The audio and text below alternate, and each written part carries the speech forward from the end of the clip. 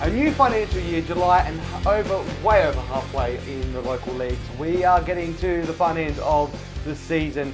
A lot happening in South Australia and around the world as well. I'm Johnny Keko alongside Simon Gimenez. Good to have you here, mate. Good to be here. I didn't know you were so excited about the new financial year, to be honest. It's great. I can't wait. You led with that one. Well, a new financial year means we're only a couple of months away from ending the season, which is great. So the books are changing. So maybe some new players on the horizon for clubs as well. Most of those have been announced already. Yeah, and we're going to talk about it a little bit later, but some of those new players coming in and making a bit of an impact as well. So, a lot happening at the moment for the tail end of the season. So it's an exciting time for sure. Yeah, well, let's move into our hot topics for the week. There's some big ones this week. And first of all, this Saturday is July the 4th. The 4th of July for those United States representatives here in South Australia. Woodfin could be one of those. We'll be celebrating more than just that. Special round this weekend, which they're bringing back. Yeah, so First Nations round at TK Shutter, which is going to be renamed for the weekend. So it's a big weekend for the club because it is that First Nations round, but it also culminates with the number 1 versus number 2 in the RAA and PLSA. So first spot up for grabs for Metro Stars. It's going to be a double header. And it also coincides with Sponsors Day as well. So there's going to be a little bit more happening around the place there. Big day. And it should be absolutely massive.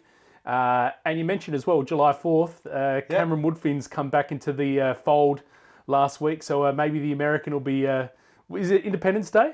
Yeah, something. It's massive over there. Yeah. Fireworks everywhere. My brother was over in Vegas when it happened a few years back, about 11 years ago now, I think it was.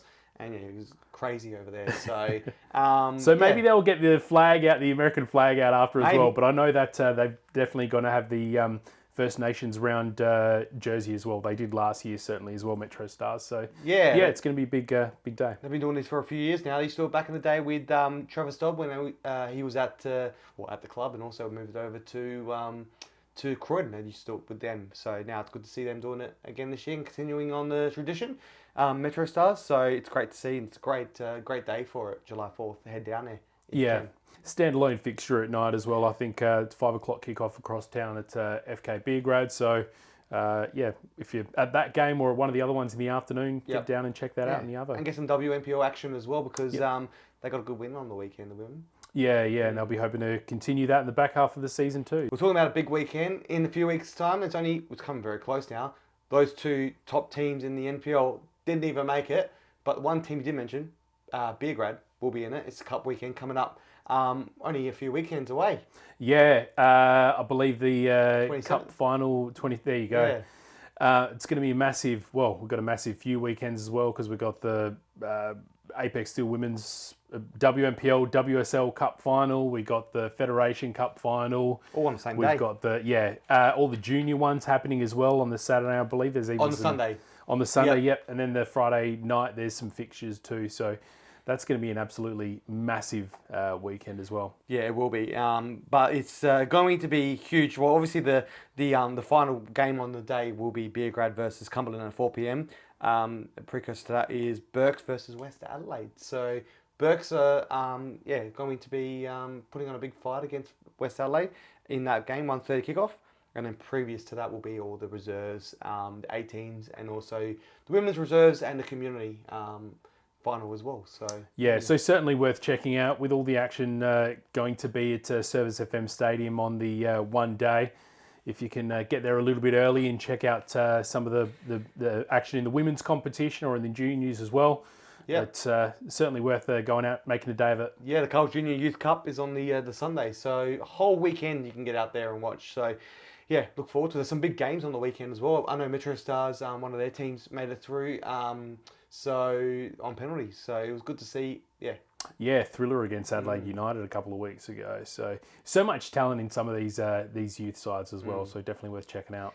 Definitely so. But anyway, let's move into the Socceroos. That's happening this Saturday morning now. I can't wait. It gets Egypt. Yeah, well, it feels like only yesterday that you and I went to the drive with a few friends to experience it, which was great. It was the first time I'd been to the fan zone at the drive there to experience it. I got to say, as someone who is, I guess, quarter Paraguayan, I didn't like some of the chants that filled the stadium there, but anyway, it was a big day for what didn't have the big drama and the goals, but it was still a really good day. And I think we spoke about it. It was probably the most underwhelming game to get us through to the next stage in the World Cup. yeah, and now we've got a big early wake up ahead of us. What's your plans for this one? Because I think you've got to tackle it a certain way, because it's obviously July 4th. We're going to be at Metro Stars that night. Yeah. So we've got to tackle it a certain way. So we've got to be very strategic in what we do. Well, I know you're keen. You're ready for it, and a couple of our friends are ready to make a whole night of it. I'm not sure if I've got the stamina of you young bucks. I'm not the stamina. I'm just thinking to get the most sleep in. I was thinking of hiring a hotel in the city and then maybe just sleeping, going to maybe Comets in the there's a Comets game as well. Get me going. On the Friday, Yep, go there and then walk down to Comets, walk back to my hotel room, sleep until as late as possible, maybe 1:30, and then go straight. 2:30, and then go straight down to the drive or. Maybe a pub. I might do a pub this time around because I'm not liking the cold this week. Mix it up. Yeah, that's fair enough. I don't know. There's no way known I'll be able to get back to sleep after a game, especially, of course, if the Socceroos win as well. All that excitement. What if it makes it to 120 minutes? Actually, I just thought of even a better idea. Why don't I just go sleep at the Arca Bar? Maybe I shouldn't be saying this on the show because then I might have stalkers watching me. But or if another pub group's going to sponsor you. Yeah, maybe. But no, I think it's a great opportunity to go out and watch the game and see our South Australians on the national stage as well. Hopefully, Irukunda and the luck get a goal or two. Well, also encouraging, Paraguay got that huge win against Germany, which was massive. So it shows the calibre of team playing against. They had the shorter turnaround from the Socceroos game too, so that's really exciting. And the possibility of, assuming the Socceroos get through, meeting Argentina in the round of 16 again. Also, you have to think, assuming that they make it through as well, but they're certainly going as the favourites. So Cabo Verde, it's going to be a big one. However you pronounce it, but it's going to be a big game, that one, straight after as well. So if we win, I'm going to be on a high and be watching that game straight after, hoping that Cape Verde win. I'm a little bit offended that you say that, to be perfectly honest, but that's all right. If you're going to make a whole night of it, I might have to prop you up at the Metro's game or something. Well, it's straight after the Socceroos game, Argentina. Yeah. Fair enough. 4:30? No, 7:30. Yeah. I don't know. I like my sleep too much, but good luck to you. We'll see how we go. I'm going to ruin my day. I know it for sure. But what are you thinking? How do you think that we're going to go? Because I think we're onto something special here, or were we misled after game one? Were we just lucky against Turkey? I think, look, we're impressive against Turkey. For Paraguay, realistically, neither team wanted to win. They're both content with the draw. Egypt, of course, Mo Salah, his high-profile injury. So it's going to be a bit of an undermanned Egypt. I think we've got a really good chance of winning it. Just got to put two halves together, because we know that that's sort of been a little bit of a thing in the lead up to the World Cup, and even certainly in the USA game. Can we play two halves impressively? We'll need to do that against Egypt to get a result, but I think we can do it. Let's hope the goals flow just as well as the River Nile does. Top of the pyramid will be. So I should give up now, shouldn't I? It's like an absolute desert there. But anyway, the laughs. There's no laughs. But anyway, we need a laughing track for this show. But no, I'm looking forward to it. It should be good. Hopefully the Socceroos can do us proud. And then, just like our local game, there's a lot of conspiracies here in South Australia. So the FIFA isn't anything special that aren't away from that. But a lot of conspiracies around this World Cup. What have you got a favourite? Well, I think the Algeria and Austria one is a good one, saying that was a conspiracy, that they both wanted to draw, so they let the Austria score that the equaliser right at the last minute. Yeah, right. Yeah, maybe. Yeah. But no, there's a couple of different ones out there. Yeah. Interesting stuff. Well, I love it. Yeah, it's a special time of year, and I'm not a fan of some of the rules in this World Cup though. I don't like the head-to-head rule in the group stages. Hated that. I don't like how there's the extra. I think it's killing the buzz a little bit. Third place, top 8 of the third place goes through as well. That's the biggest one for me. I don't mind head-to-head because, otherwise we've seen in previous years. Yeah, but we've seen what happened with Algeria and Austria. But we also saw, sometimes that's going to happen in other games too. I think it's just a little bit luck of the draw, but I agree with you with the top 3. It should be cut and dry, top 2 make it through. The other two go out. But I mean, the tournament's expanding too, so. But Algeria got the winning, or what we thought was a winning goal at that moment. 1 minute to go. They wanted to move forward. If they were going to finish second, in the old days or previous World Cups, second you need to finish second, otherwise you're out. But in this instance, second was worse than finishing third for them, because if they finished third and equal and draw in that game, they had an easier opponent. Yeah, but they both knew what it was going to be going into it. That's my argument too. Everyone's playing by the same set of rules. I don't know. I don't like it. But I also don't like the way it's all set up now as well, because even people saying the left side is more stronger than the right side that Australia's on. That's only because of who finished third and second, because Portugal got a harder run. But it's just because they finished second on the ladder. But I just don't like the 48-team format. At the end of the day, if you want to be the team lifting the World Cup at the end, you got to win all your games for here on in. It's quite simple. I know. I just don't like the 48-team World Cup. It just kind of takes away from it. No. For me, it's prolonged. You're seeing these other teams, these lesser-known teams, make it through as well. And it just shows how even the competition is too. Who would have predicted Paraguay to knock out Germany in these early stages, for Netherlands to go out as well? It just shows maybe that it's getting a little bit more of an even playing field as well. It gives an opportunity for these other countries to have a go at this stage. Well, not only have a go, but actually be competitive too. So, but there's still, we're only halfway through the tournament or just over. So, there's a lot of action to still see. So absolutely. But Socceroos now, let's hope they can do it and go as far as they can. Now, poor man, the Scottish man from last week has to sit back and support the Socceroos now. Look, maybe that's a benefit of the bigger World Cup. He could actually support his second team. Yeah, that's it. Not the Italians out there. Yeah, or the Greeks. God. Anyway, let's move on. We also got, on the other side, we're going to talk about some of the movements in our local league. There's some big ones coming in and a few going out. So, that's coming up on the local game. Your time is now. When passion runs through you, become your own hero.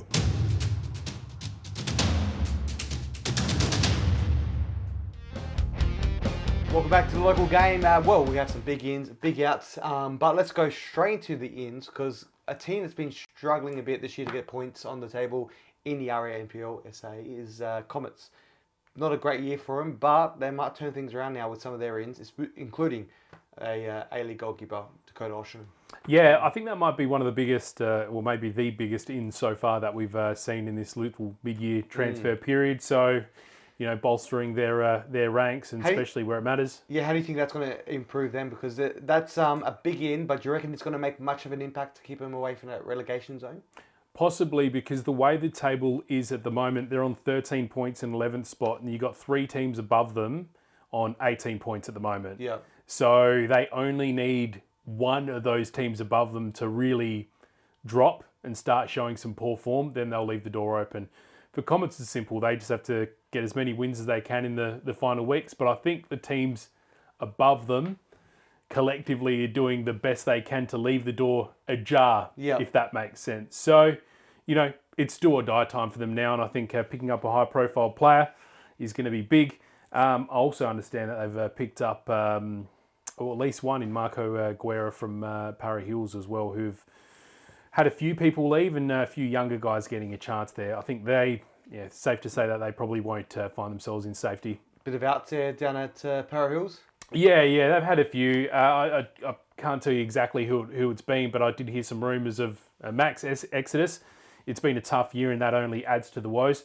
But also on the back end, if it gives a chance for some young players to come in and make a bit of a difference as well. Adelaide City have rebolstered their side as well with a few ex-LA United players as well. Yeah, so speaking of young players getting a chance, a couple that have finished up with Adelaide United going into there. So Bailey O'Neill and Alex Battistella. Yep. So Battistella's been playing really well for the young Reds. So Battistella came from Adelaide City originally. So so returning home. So those guys will get another chance for Adelaide City as well.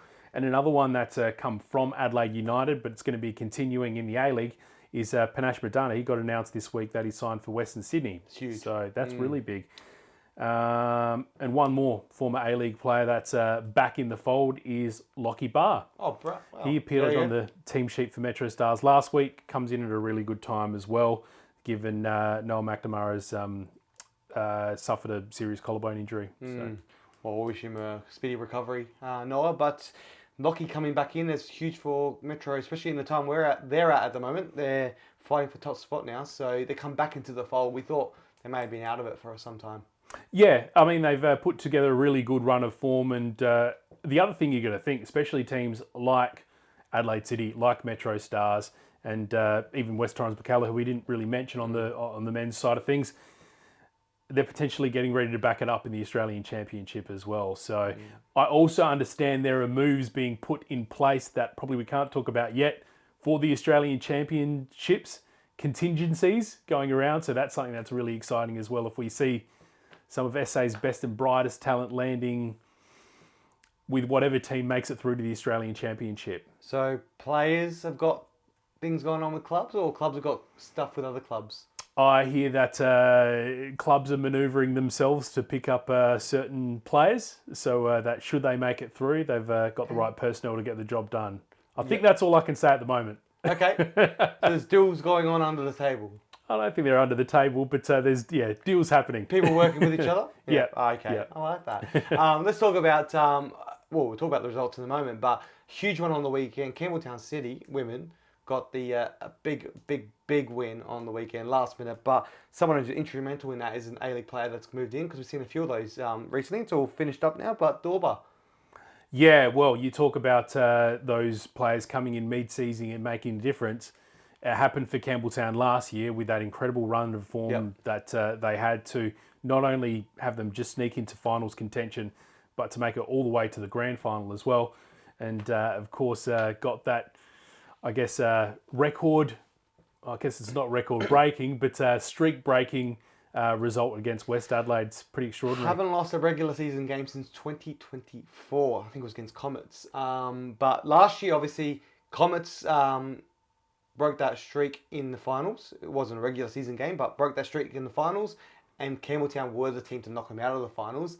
This year, Campbelltown were the team to stop that regular season streak that's been going on for a couple of years now. Yeah, Incredible. So going back to the original point, these A-League players, or A-League W players that come in are just so important. I think it's good, though. I know they might not like me saying it's West Adelaide, but I think as an outsider, I think it is good that they get these losses now, because they don't want to have what they had last year, where they get that last moments. They need that fight. They need some competition to get them a bit hungrier towards the end. Not to say they're not hungry already, but they're a great team. Yeah, you got to think that complacency is something that you're always fighting when you've got an informed team.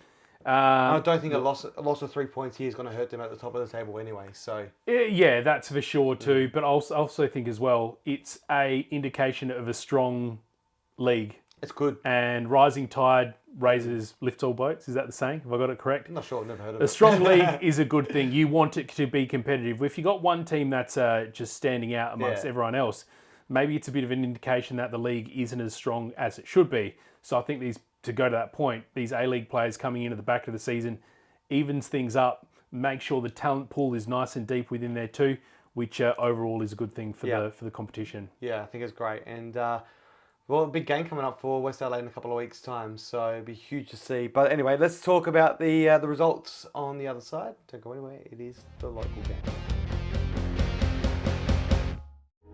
Results on the weekend, and this local league is just getting so much more competitive as the weeks go on. On the weekend, there's some big games. Adelaide United, Croydon FC, a 3-0 win to Croydon at home on Friday night. Kicked things off in the RA NPOSA. Massive win for them. Yeah, that was the game I was on co-coms with, and a little bit of a defining one as well, because it helped Croydon get a few points clear to make up the top 6. So I guess from their point of view, something that's very encouraging coming off the championship winning year. It was one of the more exciting games that I've had the chance to be at for a while. Croydon got off the mark first, but despite that, Adelaide United really dominated the rest of the first half. And just the way they were playing was so entertaining, so good. And even with some young players and even a couple of debutants coming in, they just put together such a brilliant performance. But they couldn't get the job done and reduce that deficit. Then Croydon came in for the second half, scored in the 50th minute, gave Luca Trimboli his brace, and then things started to change a little bit. Croydon managed to adapt to how Adelaide United were playing. Adelaide United, I think they also lost their composure a little bit in trying to chase it, even though they had really dominated general play up until that point. And Croydon were even able to get a third thanks to Ned Stiles with an absolute cracker in the 64th. So that was a really exciting game and a really good result for Croydon as well. And he had his little celebration as well as doing the goal like an umpire in the AFL. Do the reenactment of that again? What? I did it with one hand. But Cheeky finger pistols. Yeah. No, great to see Croydon getting that win again on the weekend. And let's move over to the Apex Steel WNPL. We spoke about Campbelltown City, but let's talk a little bit more in depth. But what a crazy ending to that game. Campbelltown getting the job done at home. Absolute scenes down there as well. Yeah, well, West Adelaide. Yeah, you got to take your chances when they come to be dominating general play. It's not good enough. So that's a massive result for Campbelltown. That's just huge. And even, I guess, the other teams in the competition, after we saw West Adelaide have a very close encounter with Salisbury Inter the week before, for Campbelltown to eventually get the win, it shows these other clubs that, West Adelaide, they are human. You can't get intimidated by the record because anyone can have their day. Yep. Well, the other result in there that gets me as well is the Metro Stars getting a win against Modbury Vista, 5-4. Massive goal fest.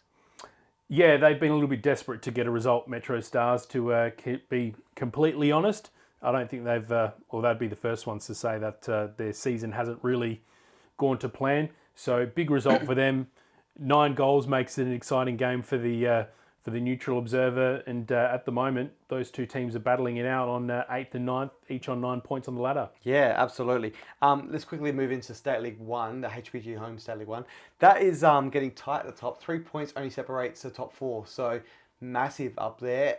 Atletico, only 2 points away from top spot. They're doing well. This is their first year. The reason why I want to pinpoint them is because this is their second year overall, first year in State League 1, and they're really looking like a massive contender to get back-to-back promotions.